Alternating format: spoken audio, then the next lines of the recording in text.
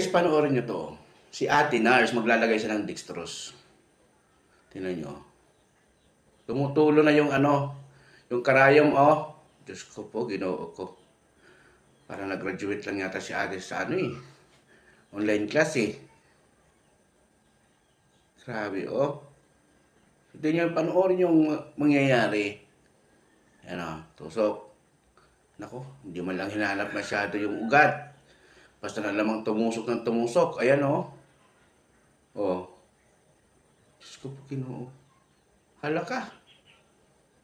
Ako'y ginoo ko. Saka kung maglalagay ka ng dextrose, bakit dyan banda? Hindi naman pwedeng, kung kukuha ka lang ng dugo, pwede dyan. Ako'y ginoo ko. Hala, ayun na nga. Sumirit na. Di ba? Yung sinasabi ko lang, kung hindi mo alam, huwag kang magmarunong. Di ba? Nakakuha ka na ng insito. Isang araw lang. Ganun ba yun?